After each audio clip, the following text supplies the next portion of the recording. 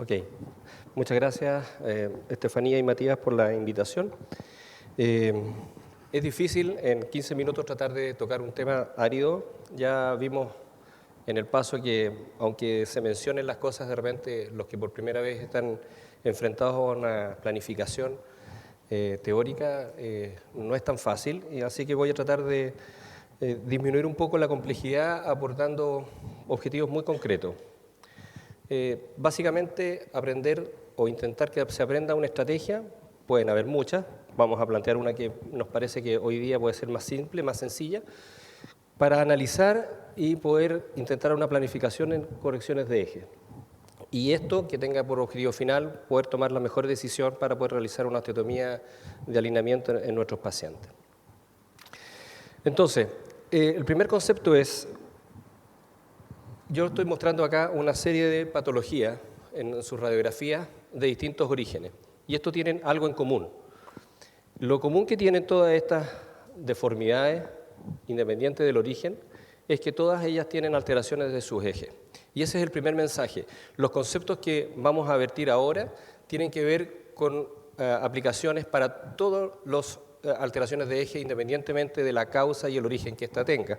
Y ustedes, cuando se enfrentan a una fractura en que tienen un segmento que está agudamente osteotomizado en forma azarosa, lo que hacen es corregir esa deformidad y corregir el eje. Y entonces están pasando por todas las etapas que están meridianamente descritas en la presentación sin razonarlas. Y entonces lo que nosotros queremos es que hoy día, a través de ese raciocinio, se pueda planificar una osteotomía, que es una fractura controlada, para poder alinear un segmento en la manera mecánicamente ideal para el paciente. Por lo tanto, ante una alteración de un eje, cualquiera sea el origen, la estrategia que tenemos que tratar de tener es reconstruir ese eje. Y el segundo concepto es, esto no significa reconstruir la anatomía.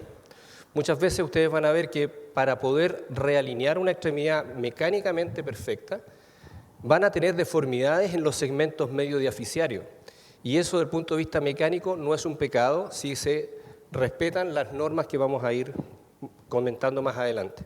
Entonces, reconstruir ejes, probablemente las patologías adquiridas, seculares, congénitas, a diferencia de las fracturas agudas, no significan siempre reconstitución anatómica.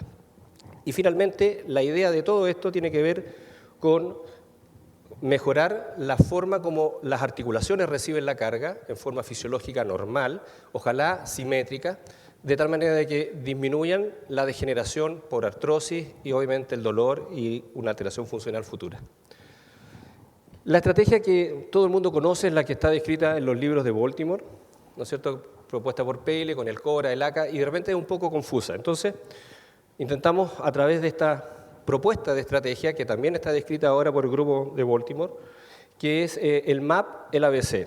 ¿Qué significa? Es una mnemotecnia, que significa primero medir el MAD, o sea, lo que estuvimos haciendo hace un rato, la distancia al eje mecánico, luego analizar los ángulos alrededor de las articulaciones, posteriormente pesquisar cuál es el segmento que está deforme, el o los segmentos deformes, y luego para cada uno de esos segmentos deformes definir cuál es el ápex o el vértice de la deformidad, definir dónde debiéramos cortar el hueso, o sea, hacer la osteotomía, para poder lograr una corrección con los principios que vamos a conversar. Entonces, el primer paso es, ya hemos dicho hasta el cansancio, tener una buena radiografía en las condiciones que ya se han dicho deben ser estándar. Y trazamos los ejes mecánicos del miembro completo. Y entonces, este es otro mensaje, aun cuando parezca evidente la deformidad, siempre hay que medir, siempre, porque se nos puede estar pasando por alto alguna deformidad mayor, debemos conocer además la magnitud de la deformidad y no podemos menospreciar esa situación. Así que siempre medir. Y la distancia al eje mecánico desde una perpendicular desde el centro de la rodilla a la línea que nos resultó del eje mecánico del segmento es el MAD. Esa es la magnitud de la deformidad. Entonces, con eso ya podemos decir que este paciente tiene una deformidad en varo y que su distancia al eje mecánico son casi 68 milímetros. Y entonces lo que tenemos que saber es dónde está el problema para poder ir a modificar cosas. Y entonces el siguiente paso es la A, que tiene que ver con la medición de los ángulos articulares o alrededor de las articulaciones, con todas las salvedades que ya hemos hablado en los pasos prácticos, ¿no es cierto?, que tuvimos recién.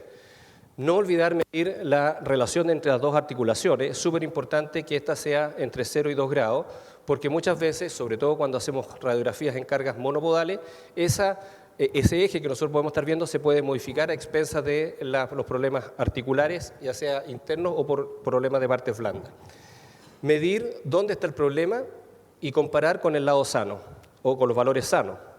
Y entonces los valores sanos ya los tenemos estandarizados y podemos seguir con nuestra estrategia seleccionando el segmento que está deforme, y esa es la P.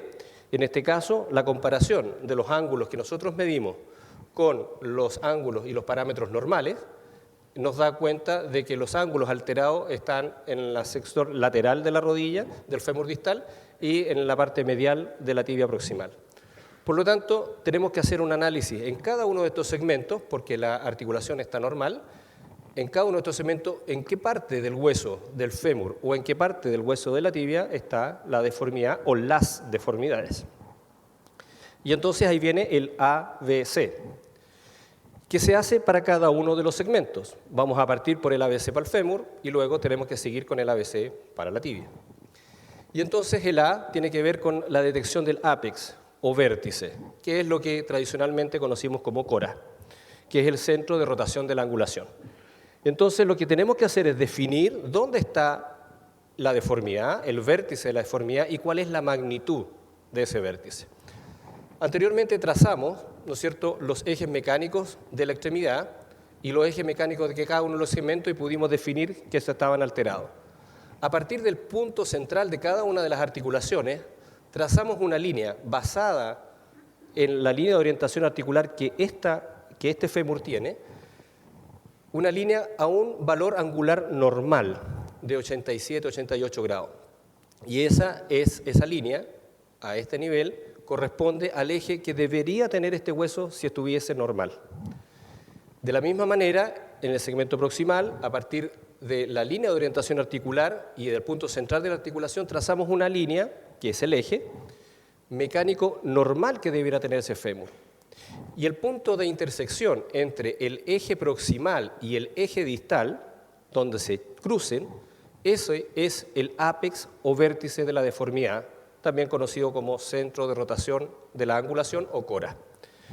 En este caso, este punto se intersecta o se cruza a nivel intraarticular, ¿de acuerdo? Puede ser a nivel medio diaficiario o puede que se crucen afuera del hueso, lo que va a tener otra lectura, o puede que, comillas, nunca se crucen, que sean prácticamente paralelos, que también tiene otra lectura desde el punto de vista de lo que implica ese hueso deforme. Probablemente cuando esto se cruza en el hueso, uno puede decir que ahí está la deformidad del hueso. Si estos se cruzan fuera del hueso, sabemos que esta deformidad es tan compleja, como en los raquitismos, por ejemplo, que son tan arqueados en los varos, que si uno traza las líneas van a quedar por fuera del hueso, el cruce. Por lo tanto, uno dice, aquí hay más de un punto de deformidad. Y si no se cruzan, probablemente en el infinito si lo hagan, también implica que hay más de una deformidad en ese hueso, que es más complejo. Pero vamos a simplificar el ejemplo definiendo que hay solo un punto de deformidad. Y ese punto de deformidad, entonces, en este caso es intraarticular. La magnitud de la deformidad está dada por la distancia o por la angulación que hay entre el eje proximal y distal, y esta magnitud de la deformidad en este caso es este ángulo. ¿Ok? Es súper importante definirlo. A partir de eso, entonces, vamos al segundo paso de este análisis del segmento propiamente fémur, que es el que está alterado en esta parte del ejercicio. Y ves ver dónde vamos a cortar el hueso, dónde vamos a hacer la osteotomía para corregir y realinear. Lo lógico es, donde está la deformidad, cortamos el hueso y corregimos. Pero en este caso, la deformidad es intraarticular, por lo tanto no podemos cortar el hueso ahí. Necesariamente tenemos que modificar nuestro punto de osteotomía y la tenemos que correr, en este caso, más proximal. ¿Cuánto más proximal? Bueno, ahí está un poco el tema de la planificación.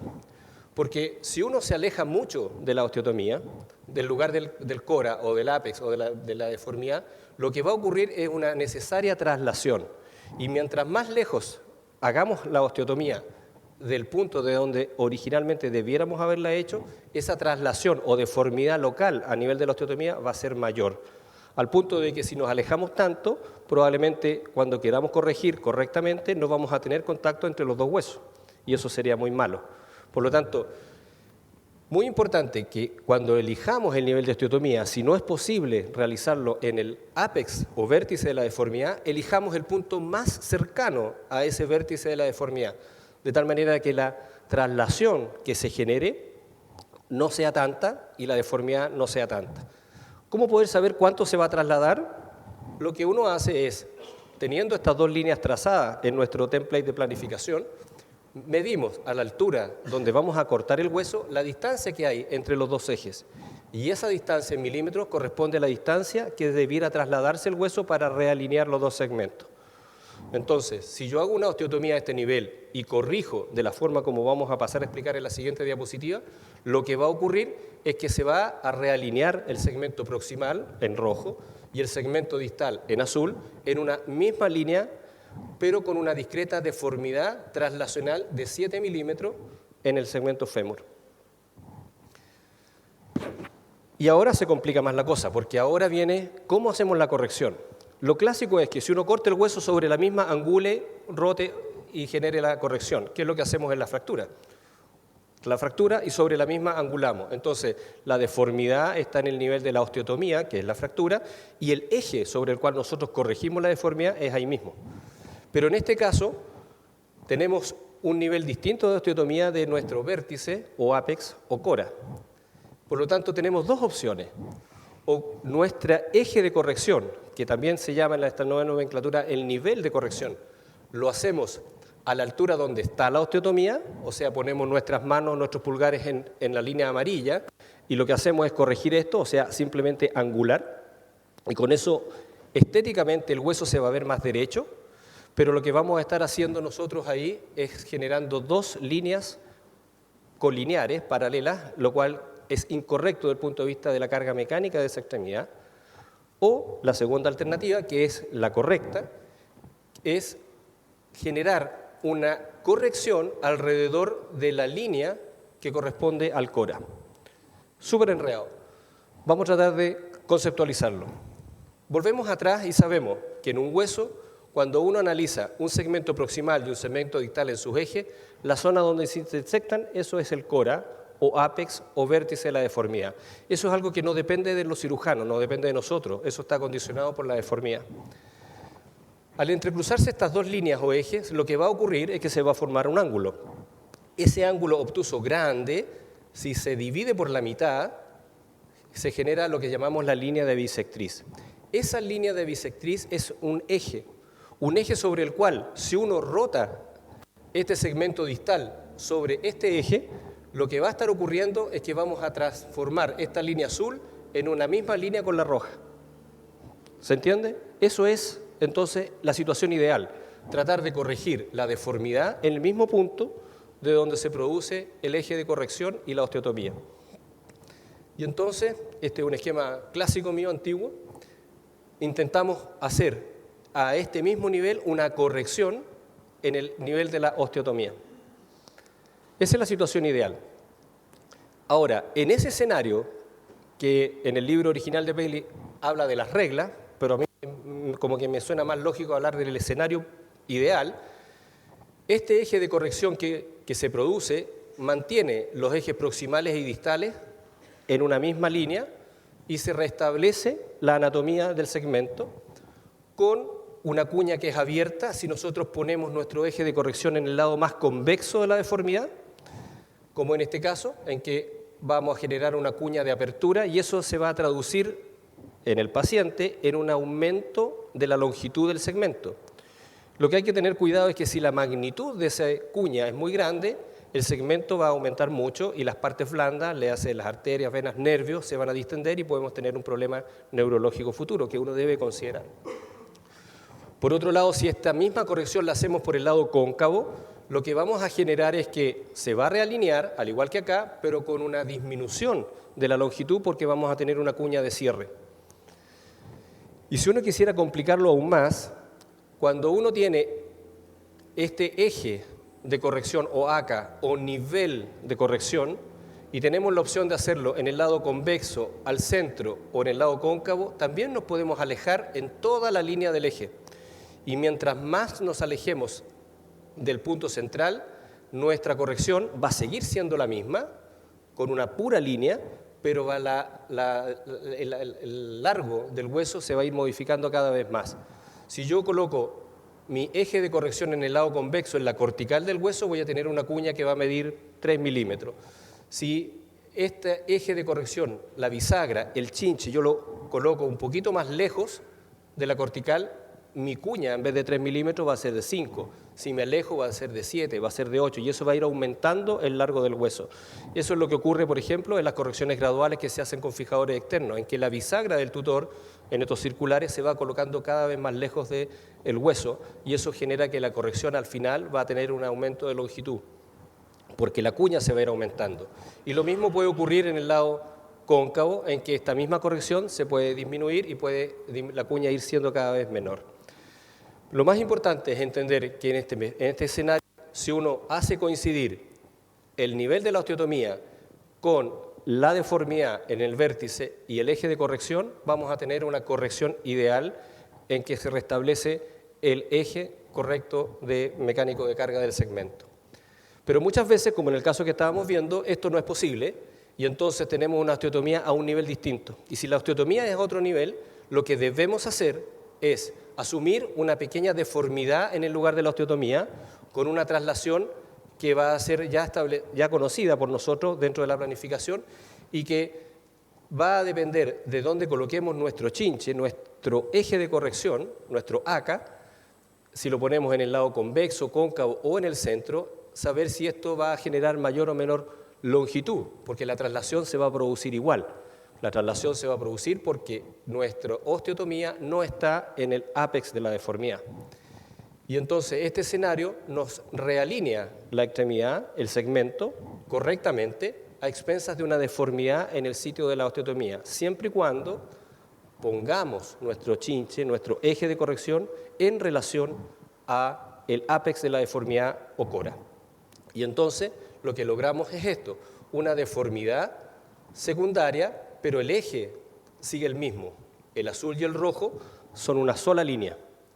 Y esto es la condición probablemente que más nosotros debemos usar en las correcciones secuelares de alguna infección, trauma o patologías congénitas o metabólicas. Lo que no debemos hacer es esto, este tercer escenario o regla 3, es cuando nos forzamos a corregir la deformidad en el sitio de la osteotomía cuando este no es el punto mayor de la deformidad o el ápex o el cora. Y este es un gran error, porque lo que nos genera esto es que estéticamente se ve que se endereza, pero a expensas de una angulación en el sitio de la osteotomía generando dos ejes. Por sobre, proximal a la osteotomía, el segmento tiene un eje y paralelo a él, a distal de la osteotomía, hay otro eje. Entonces, lo que va a ocurrir es que el segmento proximal en la línea de orientación articular de la rodilla, por ejemplo, en este caso, va a cargar de una manera y a nivel del tobillo se va a enchuecar y va a cargar de otra forma, porque los ejes se transmiten de otra forma. Y el eje mecánico de la extremidad se tiende a modificar por esta condición. Entonces, esta situación no es deseable, esta situación debemos evitarla siempre. Y esta situación, cuando uno la ve, lo que hay que hacer es trasladar esto para trasladar los ejes mecánicos y hacer lo que sean colineares y no paralelos. Entonces, nunca debemos perder de vista que cuando nuestra osteotomía ha de ser distinta al lugar lógico, que es el ápex o vértice de la deformidad, siempre esta debe coincidir con el cora o el ápex de la deformidad en cuanto al eje de corrección. Y así entonces se produce esta corrección en relación a haciendo coincidir el eje de corrección con el nivel de la deformidad mayor, que es el ápex, asumiendo la traslación y se corrige. Y luego, entonces, analizamos de la misma manera la tibia, siguiendo los mismos pasos. Sabemos que la tibia tiene que tener un eje proximal, pero como ya arreglamos arriba, la continuación, prolongación de ese eje nuevo que generamos en el fémur constituye el eje proximal de la tibia, que es el ápex. Luego, el B va a ser el lugar donde vamos a realizar la osteotomía, y eso lo hacemos porque sabemos que ahí está nuestra deformidad mayor, nuestro vértice. La osteotomía no la podemos hacer intraarticular, entonces lo que hacemos es corrernos un poco, no mucho, para que tengamos siempre un contacto suficiente para la osteotomía, y asumiendo el traslado, en este caso de 16 milímetros, que es la distancia entre los dos ejes a la altura de donde vamos a decidir hacer la osteotomía. Y luego, entonces, decidimos con las reglas que acabamos con los escenarios que acabamos de mencionar, cuál es la situación que nosotros queremos para nuestro paciente. Si queremos generarle un poquito de longitud, preferiremos hacer una cuña abierta con un eje de corrección, haciéndolo coincidir en el punto de la deformidad, pero en el lado más convexo. Si queremos acortar, porque no queremos tener riesgos de lesiones neurovasculares, lo haremos en el lado cóncavo, y si no nos interesa podremos hacerlo en el centro, pero asumiendo que se va a producir una pequeña traslación que da lo mismo, porque lo importante es que las líneas de orientación articular proximales y distales a este nuevo segmento van a estar correctamente alineadas y la carga va a ser la correcta. En suma, esto es una idea, es una estrategia para poder planificar cualquier tipo de test de alineamiento que nosotros queramos hacer sobre una deformidad, independiente de cuál sea el origen de esta, y esto es, como les digo, una guía. Entonces no olviden siempre planificar, independiente de la deformidad. No olviden que lo que queremos es reconstruir los ejes y no la anatomía, sobre todo usando la regla número 2 o el escenario 2. Aunque sea evidente la deformidad, realizar siempre el test de alineamiento. El ápex no depende de nosotros, pero sí depende de nosotros dónde vamos a hacer la osteotomía y por sobre todo dónde vamos a hacer el eje de corrección. Y así es que cuando tengamos que hacer la osteotomía lejos del ápex o la deformidad, procurar siempre hacerlo lo más cerca al cora o al ápex para que no tengamos muchas deformidades en el lugar de la osteotomía, y si no es posible, siempre procurar de que el ACA y el cora o el ápex de la deformidad y el nivel de corrección vayan juntos, porque esa es la única manera de que tengamos un restablecimiento de los ejes colineares proximales y distales y aseguremos que el nuevo eje mecánico de ese segmento augure un mejor futuro para las articulaciones vecinas. Eso, gracias.